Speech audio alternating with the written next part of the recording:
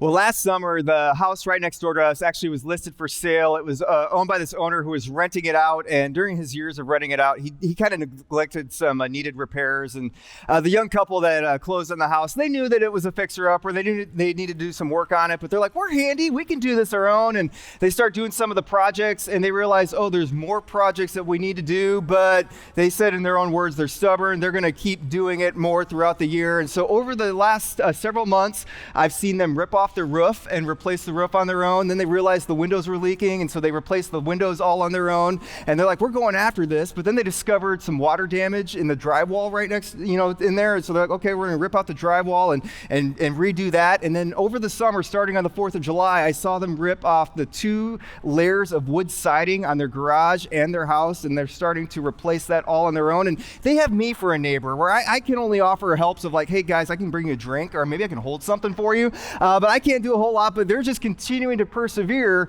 to move and work on this house. And every day when I drive home and I see that house, I just start thinking, hey, this is the right picture for us as we're going through this series called Permission to Deconstruct. And we're not talking about deconstructing houses, although I'm sure my neighbors would gladly accept your help because you're automatically an upgrade over me, as the neighbor to come alongside and help them. But what we're talking about is destructing our faith. And we're giving ourselves permission to deconstruct our faith because so many are going through this right now, or maybe you know someone who's going through this right now. And here's what we mean by deconstruction of when it comes to our faith.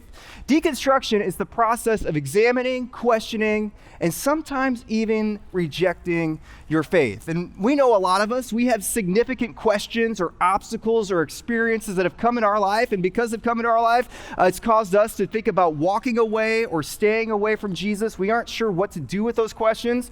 And what we're seeing is that it's actually healthy. It's actually a good thing to wrestle with those questions and to wrestle with those experiences. Because when it comes to our faith, we have to wrestle with it. Otherwise, it's not going to be a faith worth keeping. In fact, there was a very helpful phrase that we used to help kick off this series. And this phrase came to us from Andy Stanley, a pastor out in Atlanta, where he says, a faith that can't be questioned can't be trusted.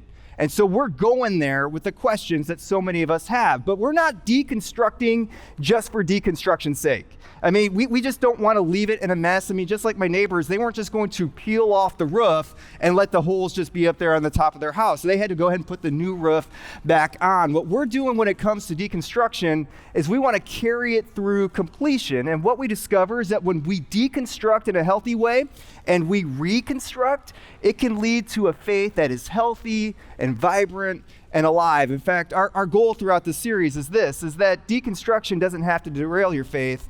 It can actually deepen it. And so what we've been doing over the last few weeks is we've been looking at several of these big questions or big issues that for many of us have caused us or those around us to go on this journey of deconstruction so that we can deepen our faith. And we've been hearing from so many of you already that this has been such a helpful series for you as you've been going through this process. And if you're new with us or if you missed any of the previous weeks, I want you to know we are so glad that you are here.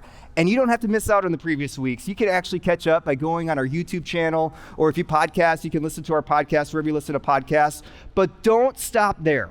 My bet is that you know someone who is going through this process of deconstruction as well. And so here's what you can do. You can actually share those links with them and help them go on this journey with you as well. It's going to be really helpful for them. Now, here's where we're going to go today. We're going to look at one other really, really big obstacle that we hear from many that is causing them to deconstruct their faith. In fact, as a pastor, this is by far the number one reason that I've heard over the last several years when I've talked to people about why they've gone through this process of deconstruction. And it's looked different for every one of them, but what this issue is, it's related to church hurt. And I know that for many right now, we have experienced personally some level of church hurt, or we've known someone who has experienced some type of church hurt, and it's just caused them to go on this path towards deconstruction. And there are many ways that we can define what church hurt means, but here's what we're going to use throughout today just to help us just ground in a definition of what church hurt is. And that definition is that it's emotional, spiritual, or physical harm that's caused by a church to others, and here's the key, regardless of intent. And so this could be intentional hurt or maybe even unintentional hurt. And by a church, this could be done by a leader of the church or by anyone associated with the church. But what we see is that there has been some type of church hurt that has caused someone to say, or caused you say, yeah, I'm going to deconstruct my faith, or maybe even consider walking away from faith all together. And what we're seeing in our country today is that church hurt is reaching almost near epidemic levels. In fact, earlier this year, there was this a report released from Barna Research Group, which Barna is this leading research group that studies faith and culture and how it all intersects together. And they released this fascinating report on deconstruction. And here's what they said in this study. They discovered this about Americans, and Americans from all different walks of faith, so all across the faith spectrum, followers of Jesus to those who don't follow Jesus or believe in Jesus. What we saw from them is that in total, 71% of Americans actually have a positive view of Jesus. That they would look at Jesus and they would say, yeah, I'd be interested in learning more about his teachings. I have a fairly good outlook on him. Maybe I'd be learning more about what it means to follow him or receive the hope of Jesus. And so there's overwhelmingly this positive view of who Jesus is. But then in that same report, when those same people were asked about followers of Jesus, the view on them was not so positive. In fact, this just came out in May. What they said, all Americans that were surveyed, 48% of them said Christians were hypocritical. And then 48% of them also said Americans called those Christians judgmental, meaning their view of Christians is not very high. And this is important for us as followers of Jesus to realize. In fact, a couple years ago, our lead pastor, Mark, actually did this great message in a series called Hot Topics, and we put this message on our resource page for this series, where he addressed these very things that as followers of Jesus, this is what we're known for and how we can overcome those. And if you're a follower of Jesus, I really want to encourage you to go onto our resource page and watch that, because we could be contributing to people's church hurt, and we don't even know about it. And we don't even realize that we are doing it. But it's so important to realize and be aware of this, because ultimately, when it comes to this report that Barna released, they came down to this bottom line. And they said, here's the big idea that we were seeing. The number one reason that those outside of the church are doubting Christian belief today is because of the, quote, hypocrisy of religious people. Or in other words, the church hurt that we're facing. And when I read this, there was an analogy that came to my mind, and I started thinking of it like this, and that was, most of us, that are here today or watching online today, most of us who are adults are open to the idea of driving a car. Like we enjoy driving. We want to get around. We like the independence to take us there. If you're a teenager and you get your driver's license, it's like this newfound sense of freedom until you get that first insurance bill. And then you're like, okay, that's gone. But, most of us, we are open to the idea of driving. We like driving. And even though we're all open to the idea of driving, I've never heard anyone say to me, hey, what would be a really good place to go to? Where we'd want to go that you're going to be feeling so welcome, a place that is so friendly, just an environment that everyone wants to hang out and be at. Let's go to the DMV. Never have heard anyone say, hey, let's go there. It's such a great, warm, welcoming place just to be at. Now, if you work at the DMV, I'm sorry about that, but most people's experience is like, I just don't want to go there. It's not a friendly place. It's not a great experience to go to. And it's like, we're open to the idea of driving. We want to drive and have the freedom to drive, but the last place we want to go and hang out at is the place that can help us legally drive. And it's kind of the same picture when it comes to following Jesus today. Most Americans, when surveyed, would say, yeah, I'm open to Jesus. I like Jesus. I'd be interested in hearing more about his teachings. But when it comes to followers of Jesus, I'm just not so sure if I want to be around them because of the church hurt that I've experienced, and they're deconstructing or they're staying away from Jesus as a result of that. And honestly, I get it, because I've gone through my rounds of church hurt as well. And I've been right there with so many of you. In fact, my first round of dealing with this was in my early 20s.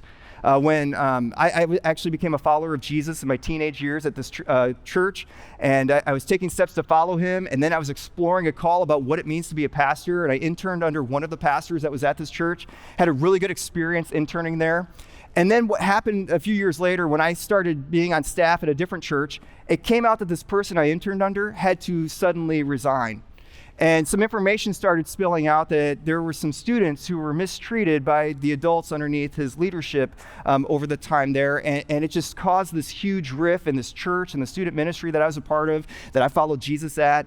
And it was just starting to create this deep division. And there was these arguments. In fact, some church leaders told a number of people there, they said, you can't talk to this certain group of people. You can't be around this group of people because of what happened. And that created this even more division. And then friends and adults and people who invested in me and helped me find Jesus actually walked away from the church and left that all together. They started deconstructing their faith. For many of them, it took years to be healed, and some, they still aren't. And I'm watching all of this happen, and I'm starting to question things myself. I'm like, these people led me to follow Jesus. They taught me how to become a pastor, and they're going through this. Is what I believe and what I built my faith on, is that on shaky ground? Like, did that really matter, and did that really count? And I wasn't sure what to do with that for some time, and I had to go through a process of healing through that. But then when you fast forward a few more years, and I'm on staff here at the Ridge, and I had the opportunity to grow as a leader. And one of the things that we value as a staff is to continue to grow. We say leaders are learners, and so we're looking at other churches and other places that we can be influenced so that we can continue to grow. And I'm looking at some other churches throughout the nation that are just reaching people and just helping people experience the hope of Jesus. And there's a couple leaders that I really start looking up to, listening to their podcasts, reading their books. I'm going to their conferences. And although I didn't know them personally, there were two leaders that I really looked up to that in a span of 6 weeks, both got fired from their large ministries that they were a part of for years. And one came out that there was sexual misconduct for a couple decades. And then another one, it came out that there was hidden alcohol abuse that was going on for a long period of time. And they both had to leave, and the churches just didn't know how to handle that and deal with that. And I didn't know what to do with that. I was like, these are leaders I'm looking up to, and they all seem to have these failings going on, which does that mean, is that going to happen to me someday? I really don't want that to happen. Or, what does that mean with any leader that I trust? And it started leading to these questions again of, what do I do about this? And how do I handle this? And do I want to continue to go down this road of following Jesus and being a part of the church that I'm on? And I talk to so many people time and time again that are dealing with their own stories and their own hurt and their experience and their questions, and they're wondering, what do I do about this church hurt? And I get the natural tendency that comes right out of the gate. And that tendency is I'm just going to take a step and I'm just going to leave that all together because what I experienced was all too painful. And my biggest fear for any of us is that when we give into that temptation just to leave and walk away from the church altogether, is that it leads us to a place of isolation. And isolation, it doesn't heal us. What isolation does is it just leaves us still hurt and in pain and all alone. And when we're alone and in hurt and pain, we become these prime targets for the enemy to go after us and to take advantage of us. One of Jesus' closest friends, Peter, he actually talked about the enemy going after us like this. And he said, your enemy, the devil, actually prowls around like a roaring lion who is just looking for someone to devour. And if you've ever watched a lion hunt before, lions, they try to hunt the one that is alone and isolated. They try to find that injured or sick animal that is away from its herd or its pack or another group of animals, because they know that another group, animals that are together, are more likely to protect one another. But an isolated person, one who is alone, is easier to take out. And I was thinking about those who I've talked to who have left the church due to their church hurt. And unfortunately, every single time that I've talked to them, their life has never gotten better after they've left. I've never talked to someone who left the church after their church hurt that said, hey, you know what? My faith is now flourishing. I'm really experiencing Jesus at this whole new level right now. Instead, sadly, what I hear often are stories of, I was in this marriage and now the marriage ended. The relationship's over. And my kids, and now there's issues with them, and I don't know what to do about that. Or now we're experiencing some alcohol or drug abuse, or this other situation has come out, and what happened is that they found that it hasn't gotten better when they've walked away due to their church hurt. And And I get that natural tendency, and I've felt that temptation to leave. And you might be thinking, hey, Tyler's going to be the pastor that's going to try to tell us not to leave and convince us, because that's what the pastor's supposed to do. And I would get if that's a question or a statement that comes through your mind, but I don't want that hurt and that pain and that worse life for you. And God doesn't want that for you. And so what I want to share with you today is just some insights and helpful experiences that others have shared with me while I was dealing with my church hurt that hopefully will lead you on a journey to begin the process of healing from your church hurt. And I just want to start by acknowledging that I'm so sorry that the church hurt exists. And if there's ever been anything that I have done personally, or that this church has done, or the church at large has done to you to cause some sort of hurt or pain, I want you to know I'm so sorry that happened, because we didn't represent Jesus the way that Jesus should have been represented to you. And I know that that hurt and that pain is real. And what I want to do is just invite you just to take the first steps. And we won't be completely healed in our time together today, but I want you to take those first steps just to move towards healing. And I want to share some insights that have been helpful for me, as I've dealt with my church hurt, that I hope and pray would be helpful for you as well. And so the first insight that I want to remind all of us for, and this might feel obvious at first, but it's so helpful for us just to get on this playing field. And that is, we're going to recognize that all people are messy. That every single person that we come across, they are all broken and are dealing with something. Every single person that you meet, whether they're a church person, a follower of Jesus or not, whether they're a leader or they're being led by someone, there is some level of brokenness and mess that is inside of them, because that's why we all need Jesus. There's all something that we are all dealing with. In fact, we know this about people. Every single person has weird habits, has issues, and has something going on in their life that they're like, oh, I just wish I could have that be fixed to me. And that's true of anyone who's in the church or not. In fact, I have brokenness and weird habits that's going on inside of me. If my wife and kids were here right now, and if we gave them the opportunity to come on stage, they would take up the whole day just sharing about all of my brokenness and all of my shortcomings. And one that I've just been reminded of over the last few weeks, and I'm not proud of this at all, is I've been reminded of how impatient I am. I mean, I am just so impatient, and especially when it comes to my kids, and when they aren't moving at the speed that I want them to move, whether it's to get out the doors at school or to a game or whatnot, I just get really short and rude, and it ends up causing some of my kids to cry. My wife gets mad at me. I find myself, I have to apologize to my kids and my adults more often than I would like, because I have that brokenness inside of me, and we all do. All people are broken. In fact, I don't know where this quote originated, but I love it. And that is, the church is a hospital for sinners. It's not a museum for saints. And if you've ever wondered, hey, should I be a part of a church because I don't have it all together? Well, that's the very reason why you want to be a part of a church, because no one has it all together. In fact, Jesus, he even describes it like this about his purpose of why he came. Jesus told this crowd, he said, "It is not the healthy who need a doctor, but rather it's the sick." He says, "I have not come to call the righteous, but rather I have come to call the sinners to repentance." And repentance just means turning back to him and to have a restored relationship with him. And here's what this means, and here's what we have to keep in mind. And maybe we haven't thought about this before, but whenever we look at a gathering of people, whenever we look at a church, we have to keep in mind that it is a collection of a bunch of people who are a bunch of moral mess-ups. I mean, all of us, all together, we are all broken. If we were to look at our church all together and you throw me at the top of the list, I mean, we have a bunch of sin going on inside of us. I mean, we have the sins of pride, greed, pornography, affairs. We've had sins of alcohol abuse and drug abuse, and times where we did not love those around us, and we did not love the least of those around us. And I'm just scratching the surface here. I mean, we all are broken, but here's what happens when we come together and we turn back to Jesus like Jesus called us. He takes us on this process to be transformed, to become more like him.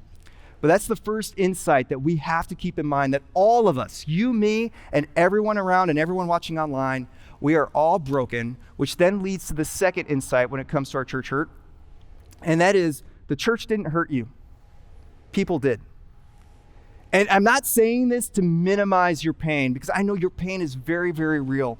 But what I want to do is I want us to just look back at the source of our pain and look back at who caused that pain for us. My bet is one person, or maybe a couple people, or maybe a group of people, but it wasn't the church at large. And psychologists, they often refer to this term called overgeneralization, and this can happen in any area of life where we experience something with a few people, and then we just project that and generalize that on a large group of people, and it's a natural thing that we can do, and for many of us, this is what we do with our church hurt. We have this experience, and we project it on the entire church at large. And I was first exposed to this idea. It was so helpful for me when I was listening to a podcast that was featuring Steve Carter. And Steve Carter was at the time going to be the next lead teaching pastor at Willow Creek Community Church in Illinois. And Willow Creek Church actually for many, many years was just known as this really great influential church that had this great love for those who weren't following Jesus, and they wanted to help them find Jesus. And it was led and started by Bill Hybels, who actually just led the charge for many, many leaders, influenced this church, influenced many of us as leaders to help many people experience the love of Jesus. And this church was being used by God to reach many people and to serve the community that they were at in Illinois. But it came towards the end of Bill's career that there was some sexual misconduct that was happening for several years, and some people tried to cover it up, and many women were just very horribly mistreated and abused, and it was just not right. And Steve discovered this as he was going to be the next lead teaching pastor there, and he said, this is not right for me to be a part of this, and he just resigned from his job. It cost him his career and his reputation at the time, and he went through this process of being healed and ended up serving at a different church. And he was being asked, why did you go back to the church after you experienced that type of hurt? And he said, that's a really good question. And he said, I thought deep and long and hard about it, and here's what I realized about my experience. It's overall, I love the church. The church did incredible things. The church made a difference in so many people. When it came to my hurt and my experience, I counted it up. He said it was about 5 people that caused that significant hurt and that significant pain. And yeah, I had to go through the process of healing and forgiving them and going through that. But he's like, I still believe in the power of the local church. I believe in the potential of the local church because this is what Jesus gave us. And that leads to the third insight. And that comes to when it comes to the local church, we see that Jesus actually established the church. It was his idea. In fact, last week, we looked at this passage where Jesus asked his closest followers, and he said, well, who do people say I am? And they said, we think you are the Savior, the one that's sent by God to restore people back to have a restored relationship with him. And Jesus said to them, yeah, you're absolutely right. You bingo. You got who I am. And then he followed up the statement with this. He said, it's on this truth, on this rock, that I am going to build my church. And so he's building this idea off this truth that Jesus came to restore people back to God. And he says, we are going to have the church as a result of this. And by church, he's not talking about a building or a gathering of people to come into a building and experience just a service like this. He's talking about a movement of people who are committed to following him and his teachings and to taking his love and his hope and sharing it with the world around him. That's what he says he's come to establish, this movement of people sharing his love with those around him. And for those of us who would say, yeah, you know what, I can follow Jesus, but I don't need to be a part of a church, Jesus would lovingly disagree, because the church was Jesus's idea. It's what he established. It's the movement that he had a vision for. And the vision is actually best explained, I think, found within the early church. And when we read about the early church, especially in Acts chapter 2, we see how the early followers of Jesus started this movement. And we read about these practices that they engaged in, where they devoted themselves to Jesus' teachings. They actually spent time and lived in community together. They served others in need. They gave generously of themselves. And as a result of that, what we read about them is that they experienced this really, really cool blessing. In fact, this is our hope and our prayer and our vision as a church, that we would experience this in Wisconsin today. And that is that they were praising God. This is the early church, and they enjoyed the favor of all the people. I mean, they didn't have 48% of the people in their community saying, hey, they're hypocritical and they're judgmental. No, they appreciated them being a part of their community. And the Lord added to their number daily those who were being saved. Every single day, someone was so moved by what God was doing through the church, they said, I need to be a part of that. And they put their hope in Jesus, and they received a new life in him because of their experience with the church. And a couple of months ago, we were actually celebrating some baptisms at a local house in their backyard pool.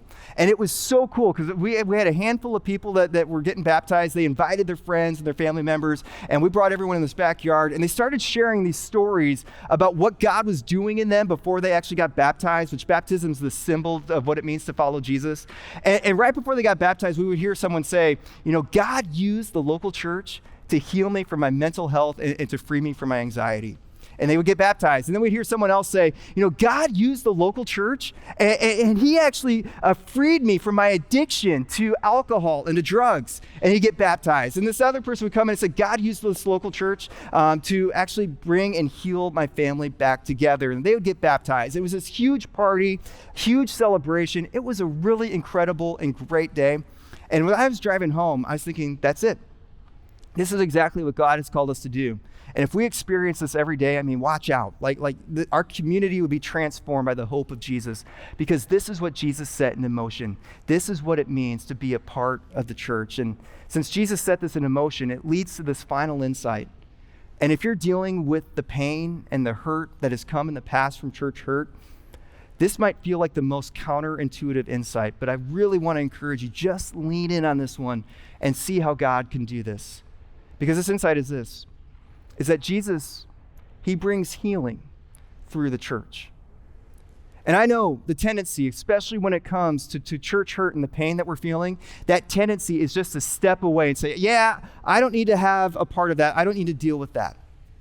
But what Jesus does and how Jesus can bring healing to you and to me, to our church hurt, how we can experience this rebuilding, this reconstruction of our faith, is by actually leaning into the church.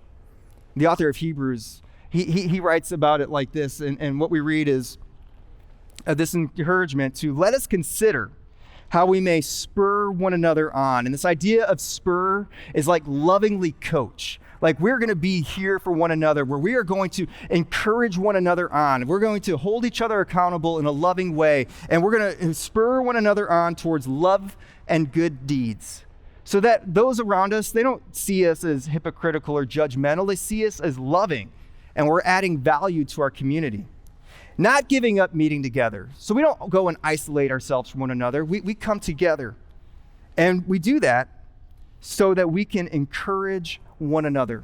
Literally, encourage means we're going to give courage to one another. That if you're lacking courage right now, the other person is here to give courage to that other person. And this is how Jesus brings healing to us. I think of it like this way. If you interlace your fingers, which I'd encourage you right now to do that, just kind of interlace your fingers together in front of you. Online, you can do the same thing. You know that when you're interlacing your fingers together, it's hard to pull them apart.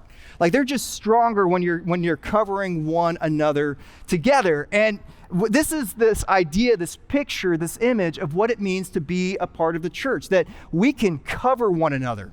We can protect one another. We can help one another heal when we are together and we're leaning in together. And this happens in an environment where we can be transparent with one another, vulnerable with one another. We can encourage one another. We can lovingly coach and get to know one another. That when my faith is weak, I can lean into your faith and be healed. And when your faith is weak, you can lean into my faith and you can be healed as well. And this is how Jesus brings this type of healing through the local church. Now, I have to be clear about a couple things. For some of us, the hurt and the pain that we felt from those people is very, very real. And what that may mean for you, what it might likely mean for you, is that you don't go back to those people that hurt you, because you have to trust with them is probably not possible. But what this does mean is you lean back into the church at large, and you lean into this. And so we lean into this, have this type of environment, which leads me to the next point. For us to get this type of community, this type of healing, it doesn't just happen in a service like this, or online for those who are joining us online. I mean, I don't want to minimize this. This is a significant step to take to participate in a service, and being a part of a service is a big deal because we are inspired, we are encouraged, we're equipped, and we experience God moving in us and through us when we come together like this. But we can't be vulnerable and transparent and do this for one another in a large environment or online like this. This is why, as a church, we are committed together at the Ridge to getting larger and organizing ourselves smaller all at the same time. And here's what I mean by that.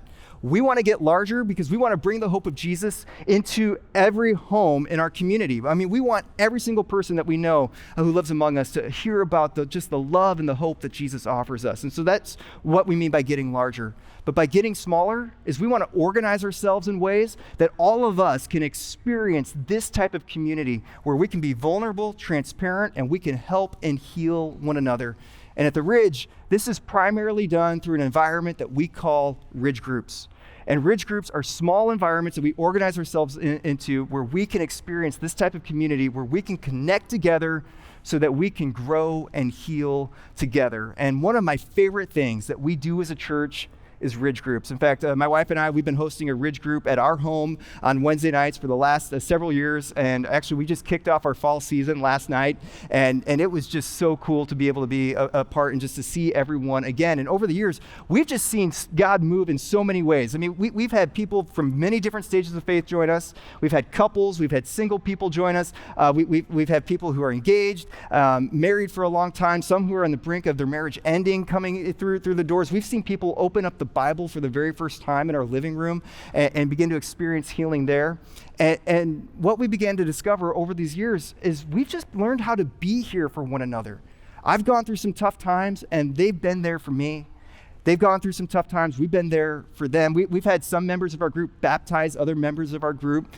We've prayed for healing for parents and for kids in our group, and we've seen God move in powerful ways.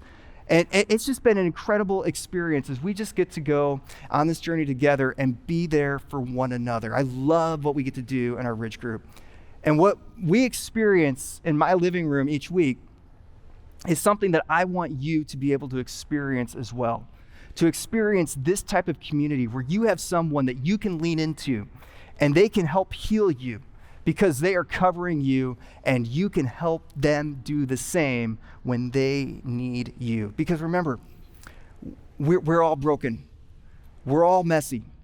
But there's just something powerful that God does. That when we make the commitment to say, you know what, it's not about me and it's not about you, but it's all of us together. We're going to come together. We're going to partner with God. We're going to partner with Jesus and the Holy Spirit. And when we do this together, something powerful just happens. God works in an incredible way where we see healing happen. And for many of us right now, I know we're going through some significant church hurt. Here's what I want to encourage you to do. I want to encourage you, just take that step and join a Ridge Group, and just take a step and move towards this type of healing.